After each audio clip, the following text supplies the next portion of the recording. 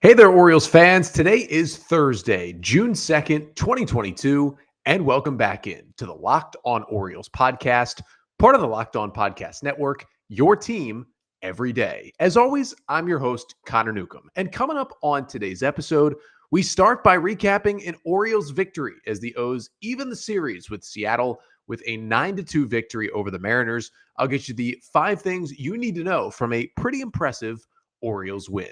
Then we talk about Ramón Urías, who had a home run in the Orioles win on Wednesday night. But more importantly, after a slow start to the season for Urías, he is finally starting to pick it up with the bat over the last 2 weeks. And Ben Palmer, who writes for Pitcher List and covers the Orioles for Baltimore Sports and Life, is going to join the pod once again to talk about Urías, why his numbers were down early in the year, and why his numbers are finally starting to climb for the Orioles here recently. But that's all coming up on this episode of the Locked On Orioles podcast.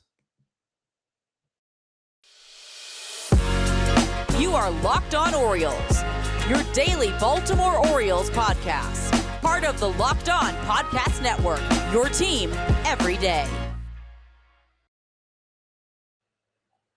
So let's start today with an Orioles victory. O's win it 9-2 over the Mariners at Camden Yards on Wednesday night, evening the 3-game set at 1 game apiece. And I'm going to get you the 5 things you need to know from the O's 9-2 victory that brought them to 22-30 on the season. And the first thing you need to know is that, well, the ball was flying out of the yard at Camden Yards on Wednesday night. Now, listen, there was one home run hit by the Seattle Mariners, J.P. Crawford with a solo shot in the 4th inning, but it was the Orioles who did most of the long balls. 4 home runs for the O's on the night, including 3 in the 6th inning. It was the Orioles' first 3-home run inning since they did it in the 3rd inning back in September of 2020 against the Atlanta Braves. But this one, well, the balls were crushed. Ryan Mountcastle hit a solo home run. Then Ramón Urías hit a solo home run.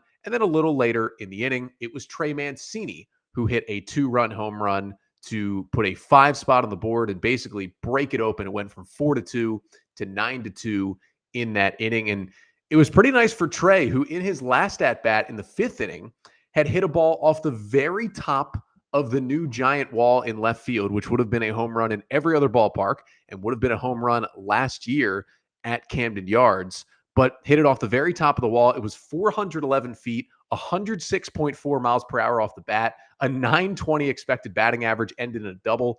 Luckily, Austin Hayes singled him home, but he got his revenge, hitting a 2-run shot out into the bullpen his next at-bat. And the Orioles gave him a little silent treatment when he came back into the dugout, which was fun to see. But those were the 3 home runs. The 4th one got it started. A Rougned Odor 3-run bomb in the 2nd inning to open the scoring off of Mariners starter Robbie Ray, and he crushed that thing into right field, 381 feet, 104 off the bat for Odor.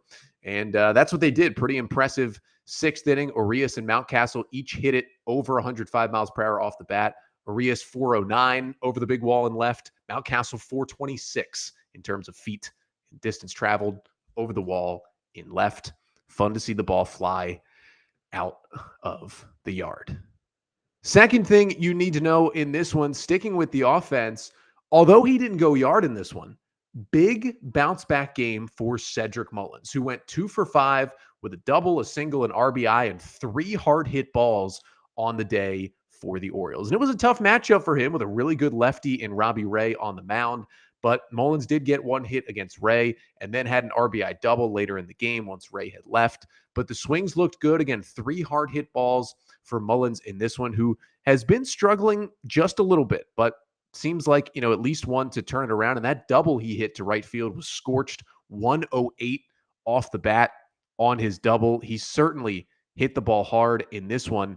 And for Mullins, hopefully this can turn into more good things moving forward, and we can see the stats get a little closer to what they were in 2021. Third thing you need to know from this one is that switching things to the mound, Kyle Bradish, although he didn't get deep into the game, certainly bounced back for the Orioles in this one. After back-to-back rough starts for Bradish, He goes 4 2/3 in this one, allowing 2 runs on 6 hits, struck out 6, walked 2, and did give up that solo homer to J.P. Crawford in the 4th inning. But he throws 80 pitches, lowers his ERA to 6.82 on the season, and only 6 hard hit balls against Bradish in this one. And really, his command was certainly a little erratic early. He only walked 2 batters, but he got behind a lot of guys. But he got 10 whiffs on 36 swings on those 80 pitches. 4 of them came from the slider. What's new? But the pitch that really, really impressed me, didn't throw it much at all, but when he did, it was nasty, was that changeup. Listen, he was heavy on the fastball, heavier than we've seen him. 47 fastballs, 59% fastballs, then 19 sliders, 9 curveballs, and he threw only 5 changeups on the day.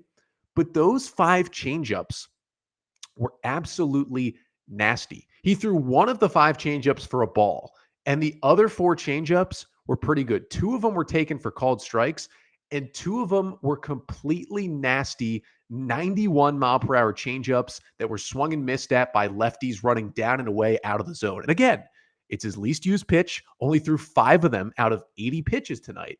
But I really liked what I saw from that pitch, and hopefully he can use that moving forward. The other thing that was nice for Bradish, the velo was up across the board. His average on the velo, 94.7 on the year. On his fastball, he averaged 96.1 miles per hour on the fastball, maxed out at 98.4 miles an hour with the 4-seamer tonight. All good signs for Bradish. You would have liked him to get further into the game, only goes 4 2/3, but much better than what has happened the last couple of starts, and he seems to be back on track for the Orioles. 4th thing you need to know in this one for the Birds is that, ho-hum, here comes the Oriole bullpen doing what the Oriole bullpen does. After Bradish leaves, 4 2/3 on the day, just a casual 4 1/3 scoreless innings of baseball for the Orioles relievers. Cionel Perez really got the one and only high pressure out, it seemed like, for the Oriole bullpen.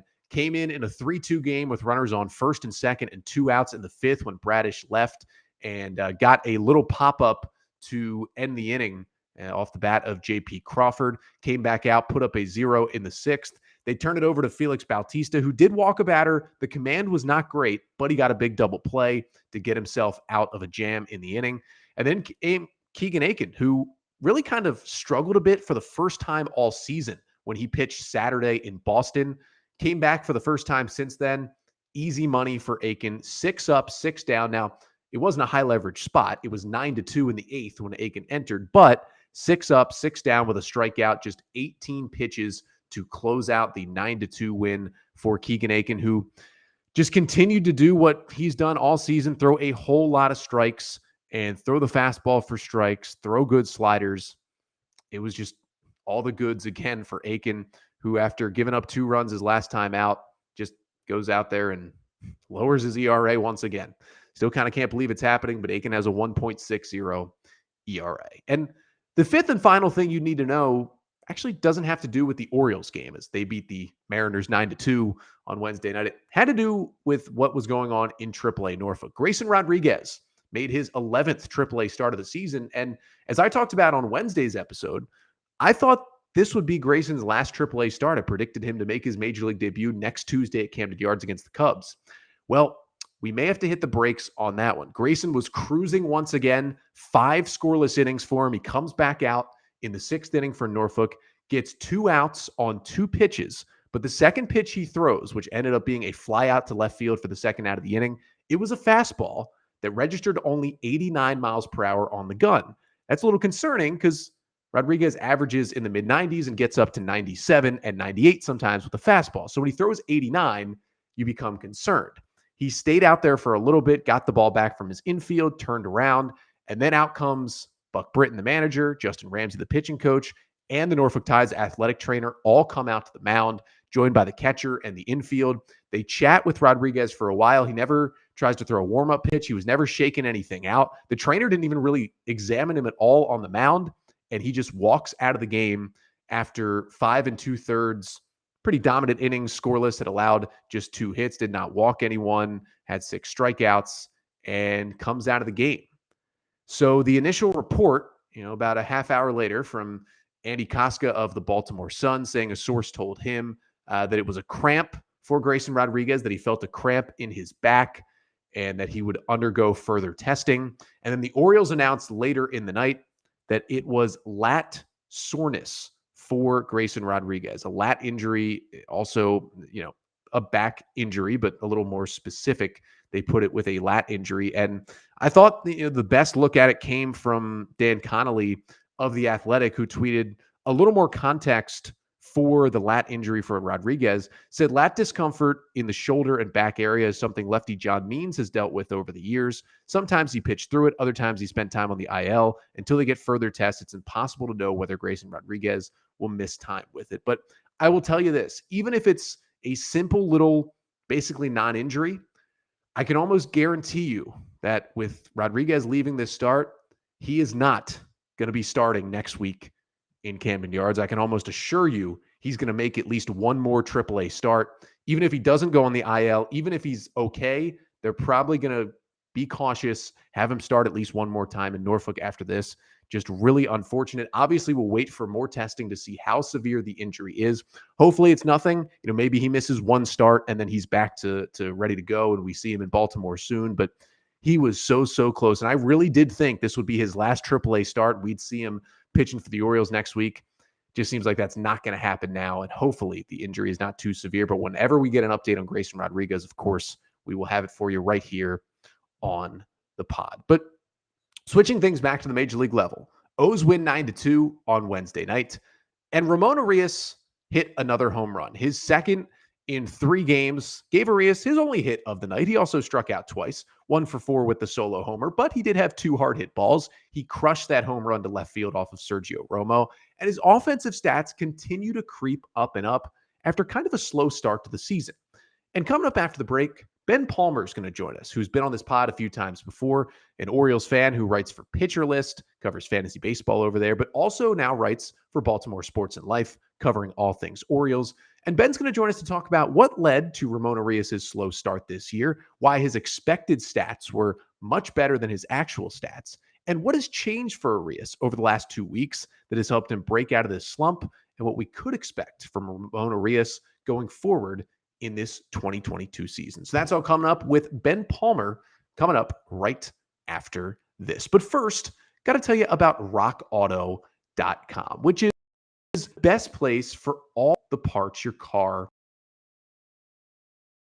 could ever need. Because that any car would need, all the makes and models, it seems impossible for a chain auto parts store to stock parts you need. So why would you endure often pointless, seemingly intimidating questioning? Why would you go into an auto parts store, have somebody big time just tell you that they're smarter than you, that they know more than you? Instead, you have a computer, you have a phone, and you have access to rockauto.com, where you can save time and money. So why choose to spend 30, 50, even 100% more for the same parts from a chain store or a car dealership? RockAuto.com is a family business, been serving do-it-yourselfers for over 20 years, and their prices are reliably low for every customer. And the best part for me, I don't know anything about cars, but their website makes it so easy to find what I need. I feel like I do know something.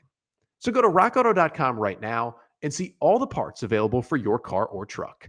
And write Locked On Orioles in their How Did You Hear About Us box so they know that we sent you. Amazing selection, reliably low prices, all the parts your car will ever need.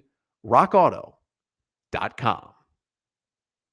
All right, so we welcome Ben Palmer back into the podcast, who covers fantasy baseball over at Pitcher List. He's been on this pod a few times before and also is now doing some writing covering the Orioles, his favorite team, over at Baltimore Sports and Life. And Ben, first of all, welcome back into the pod. Thank you so much for having me back. It's always fun to be here. Yeah, we had a little technical difficulties getting this interview finally started. But here we are, as we had to switch platforms a couple of times, but we made it happen. And speaking of some issues getting started, that was Ramón Urías so far this year. After a really, really good 2021, not as good as that transition, but a really, really good 2021 that showed that I think everybody in Birdland thought, the infield has a lot of questions, but the one answer we know is that Ramón Urías is going to be playing one of these positions. And then he started off really, really slow to the season. You wrote about kind of why he started slow, even though some of the underlying numbers were okay. Kind of what was that big reason why he was barely treading above water, above 200 for most of the early part of the season? Yeah, I mean, even now he's still hitting just like 232, even with some of his recent success. But the thing that kind of started it, I was every now and then I like to go through the some of the leaderboards on Statcast, especially like looking at who's hitting the ball really hard. And Urias was near the top of the pack in hard hit rate, which Statcast defines as percentage of balls hit at least 95 miles an hour. Even like right now, he has the 20th highest hard hit rate in all of baseball. He has a higher hard hit rate than Bryce Harper and Manny Machado and a lot of guys, Marcelo Zuna, Rowdy Tellez, guys who hit the ball really, really hard. Urias has a higher hard hit rate than them. So I was looking into it and I'm like, why is he hitting the ball so well, so hard and playing so poorly? I mean, is it all bad luck? What's going on? Because I mean, it's not, crazy to say when you hit the ball hard, generally good things happen. And I was looking into it and I found out that he was crushing the ball. It's just he was crushing the ball directly into the ground. He had so at the time I wrote this article about a week ago. So at the time I wrote it, of the 31 balls at the time that Urias had hit with an exit velocity of at least 100 miles an hour. So this isn't, this is hard hit rate is at least 95. These are the ones that are really hard, at least 100. Over half, 58%, had a launch angle of 10 degrees or lower, which is classified by MLB as a ground ball. And just under a quarter had a launch angle of 0 degrees or lower. So I mean directly into the ground. So you can hit the ball super, super hard all you want. If it's going right into the ground, it's not really going to be a hit often. You'll get some of those hot ground balls that'll go through the infield. But if you want to be hitting the ball, if you want to get a lot of hits, you got to hit it hard and also give it some loft, or else it's just going to be a ground ball out. Yeah, we saw a little bit of loft, at least from him. He hit a long 2-run homer in Boston on Monday night, but all of a sudden, he still hasn't gotten that launch angle average up enough. I believe it's still under 10 degrees as we talk here on Wednesday afternoon. But, you mentioned, he's above Harper and Machado. He right now going into play on Wednesday was at 50.8% on the hard hit percentage. I mean, Mike Trout is 51.3%, and he's looking like the Mike Trout we know so far this season. So Ramon is up there with all those guys. And, something you wrote about a bit is that, he does need to start lofting the ball a little bit, but also that, he's swinging a little bit more. He's not exactly using all the fields so far. At least he wasn't early in the season. And I don't know if it's just him evolving as a hitter, teams pitching him differently, but it was interesting to see, that it just hasn't been that he's knocking the ball straight into the ground. Yeah, I mean, he's being a lot more aggressive at the plate, which I don't necessarily think that's a bad thing, but the problem is, so his swing rate, I posted some graphs of these in the article, his swing rate has gone up to, a pretty high level, higher than it usually has been in his career. But along with that, he's swinging more at balls outside of the strike zone, and he is his swinging strike percentage, so percentage of balls that he has just swung and missed at, is also going up. You're seeing a trend as the swing rate goes up, those are going up as well. And unsurprisingly, that means his strikeout rate is going up and his walk rate is going down. That's a little bit concerning to me. He's clearly made a decision to be more aggressive at the plate, to try and hit the ball harder, which can work. But, it is a little concerning to me that he's chasing pitches outside of the zone more than before. Because, I mean, you can go up there. Some guys, Adam Jones succeeded at swinging at everything. Jonathan Scope has succeeded to an extent at swinging at everything and just happening to hit it. That approach can work, but those guys are more the exception than the rule. So yeah, it's a combination of those things that have kind of led to that slow start. And those guys too, when they did make contact, good launch angle, they hit the ball in the air a lot and they hit the ball out of the ballpark a lot. And, we're seeing kind of also right now in Detroit, we're seeing kind of the downslope of what happens to Jonathan Scope when that stops working as well. And he has not been a very good Major League Baseball player over the past few Yeah. years, unfortunately. But for Urías, things have kind of turned around a little bit. I mentioned the home run he hit on Monday night. He's got hits in 9 of his last 11 games, including multi-hit games in 3 of those. And he's starting to pick up some more extra base hits as well, which is big for him. And they're not necessarily homers, but he's hitting more doubles. And you posted a graphic of this on Wednesday morning. Essentially, it's what you talked about. He's hitting the ball just as hard, but he's starting to lift it in the air just enough to where, they're turning into extra base hits. Yeah. Over the past 2 weeks, he is slashing 298, 353, 511, which is phenomenal. That's that's great across the board. And something that has happened. So coming into 2 weeks ago, his launch angle from the start of the season up until 2 weeks ago was about 7.1 degrees. Over the past 2 weeks, that's gone up to 13.1 degrees of an average launch angle. So that's a pretty noticeable jump. Whether he keeps that up or not, we'll see. But I'm really hopeful he will, because if he can raise that launch angle, if he is still hitting the ball at a 50% hard hit rate clip and he brings up his launch angle to 13 to 15 degrees on average, I'm not saying he's going to be hitting a ton of home runs. He'll definitely hit more, but raising that launch angle and hitting the ball that hard, he's going to have a lot more hits and probably a lot more doubles if he's hitting it that far to the wall, especially if he, in Camden Yards, if he's pulling the ball to the new wall, there's going to be plenty of room. He's not the fastest guy in the world, but he's also not slow. So there's going to be plenty of room for him to get doubles and stuff. So that's what I think has been helping a lot the past couple weeks. I hope it's still the same. The strikeout rate is still kind of the same. Walk rate's still kind of the same. Plate discipline hasn't really changed at all. So that's still a little bit concerning. But the fact that he's bringing up his launch angle while still hitting the ball really hard is really encouraging. So we'll get back to talking Ramón Urías with Ben Palmer in just a second. But first, got to tell you about BlueNile.com, because whether you're ready to pop the question or you're celebrating a milestone moment, you can find jewelry as unique as her with the modern convenience of online shopping at BlueNile.com. Blue Nile has simple online tools that let you choose the diamond shape, size, and clarity, as well as setting style. Blue Nile's bench jewelers will then handcraft her perfect engagement ring, and each ring is one of a kind. That's the best part. You get help at BlueNile.com for someone who probably knows a lot more than you do about what the perfect ring should be. And if you're having trouble choosing, the jewelry experts are on hand 24/7 to help you out. So make your moments sparkle with jewelry from BlueNile.com. And Locked On Orioles listeners get $50 off purchases of $500 or more. This podcast exclusive includes engagement rings as well. So use the code Locked On. That is code Locked On. Plus, every order is insured, ships free, and arrives in discreet packaging that won't give away what's inside. Shop stress-free and find your forever peace at BlueNile.com today.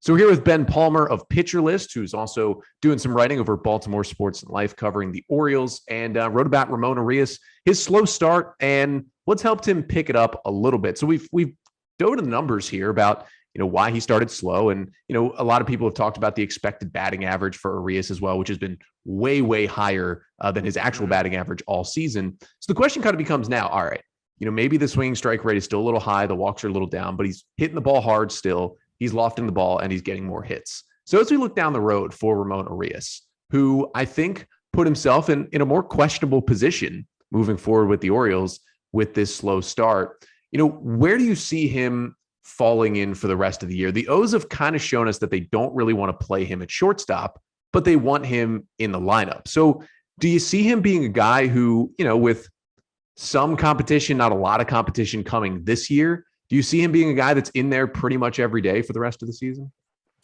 I think, whatever stats that we're talking about, the Orioles know all of that and 10 times more. So I guarantee they know how well he's been hitting the ball, and some of the bad luck. We haven't really talked much about. There is a lot of bad luck in play as well. You mentioned his expected batting average. He has one of the largest, the 35th largest gap in all of baseball between his actual and expected batting average. Actual right now is 232. Expected is 280. Fun fact, Ryan Mountcastle has the 12th biggest gap. His actual is 261. His expected is 321. Not Believe it or surprising. not. Yeah. But there's been a lot of bad luck, I think, for Urias. So I think some of that is going to normalize. Generally speaking, if there's anything I've learned from watching baseball, it's that the law of averages tends to win more often than not. I'm not saying he's going to hit, 280 all of a sudden the rest of the year. He might, but I think, the Baltimore Orioles know Urias is hitting the ball hard. He's making some changes. And so I think they will keep playing him if they believe that he can be better and that things are going to be getting better on the horizon. So Yeah. I think he's going to still be out there, and his defense, it's not amazing, but it's not bad. So I think it'll keep him out there. And he's shown an ability. Honestly, I felt like his best position has been third base, at least defensively, and he can play short and he can play second. And listen, he was a waiver claim, from a guy who never really could get a spot in St. Louis with all the infielders they have run through. They just didn't give Urias that shot. And now he's getting it in Baltimore. And you mentioned the bad luck. And obviously, as you said, the averages will bring him back and he'll continue to contribute. And maybe he'll look more like he did last year once those averages come together. But, we're talking Ramón Urías, and it seems like when he comes up, he brings up a bigger picture question about him and the Orioles, because he's not Rougned Odor, who is a veteran who the O's have probably been happy with what he's given to the team this year, but I don't think they expect him to be with the Orioles next year. And he's not, Ryland Bannon, and he's certainly not Gunnar Henderson or Jordan Westberg, who are prospects they're kind of hoping for a lot from.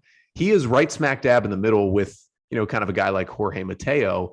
And I just, as someone who obviously follows the Orioles closely, wanted to get your thoughts on just Urías as a beyond 2022 player, because next year is the year where all these elite infield prospects that the Orioles have are going to be banging on the door in the big leagues. And Urías doesn't give what Mateo does in defense, in speed, in versatility to play the outfield a little bit. So I guess that is a long way of saying, does he have a big league future with a team that's trying to compete? I think he might. It may not be with the Orioles though. Like you said, he's 28 years old. When the Orioles are competitive, knock on wood, in a couple years, he'll be in his early 30s. Is he a difference maker that you hang on to him while he's on the downslope? I don't know that he is. I think he's a guy who, and I should mention, I said his defense isn't great. I actually just took a look. He actually has 6 defensive runs saved at the third base position right now, which is really, really solid. It's not like, a gold glover, but like having positive DRS is really good. I mean, it's up there. So he's been solid at third base. They've kind of needed a solid third baseman. So he's a guy I could see him, if these changes are legit and he starts raking over the next month or a month and a half, I could easily see him being a trade chip for some more, some other young guys. Or he spends the whole season with the Orioles and then is either an off-season trade chip or a next year trade chip if he continues to be successful.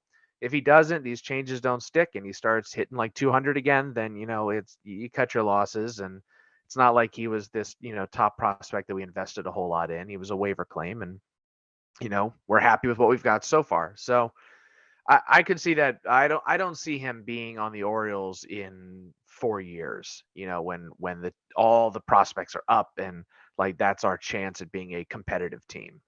Yeah, and I think he's been at least last year, been a pretty perfect placeholder piece. I mean, a guy who can hit a little bit, can play multiple positions, and was just a guy looking for that chance who was kind of blocked in another organization and got the chance here. And the O's have held on to him. And, he didn't perform, at the level that maybe a guy like a Galvis or an Iglesias, and wasn't a, veteran like those guys who the Orioles were willing to kind of ship away in trades very quickly. He's more seemingly like the Orioles guy. And he came up in 2020, and I was calling for him to come up all year in that shortened season. He was at the alternate site after the Orioles had claimed him.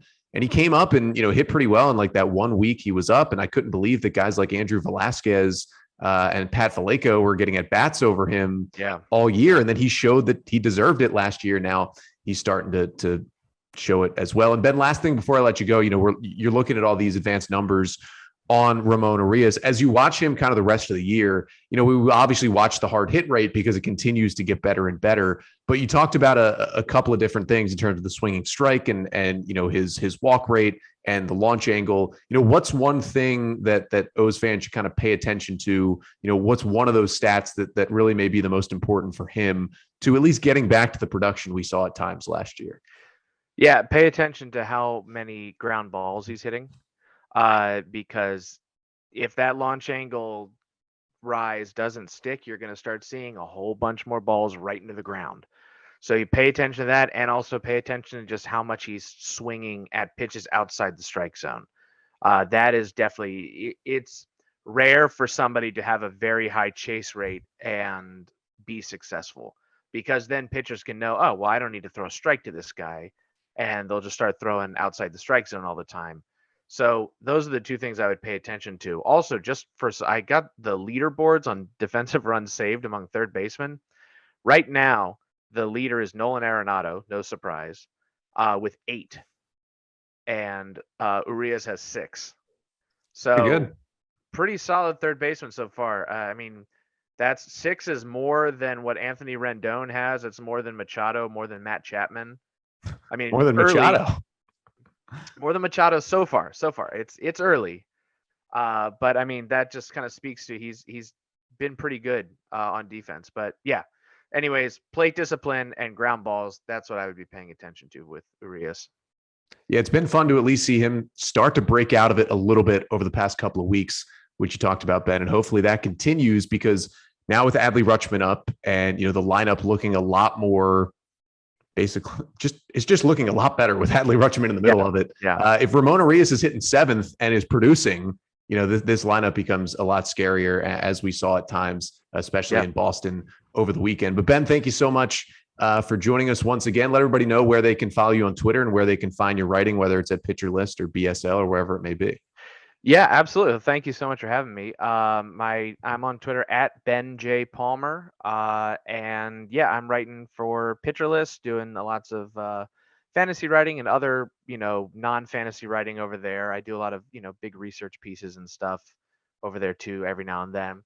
And yeah, I've been doing some Orioles coverage for Baltimore Sports and Life, BaltimoreSportsAndLife.com. Feel free to check that out with all the get out all my Orioles stuff over there that, maybe the people of Pitcher List don't really care about, Ramón Urías or whatever, but I do.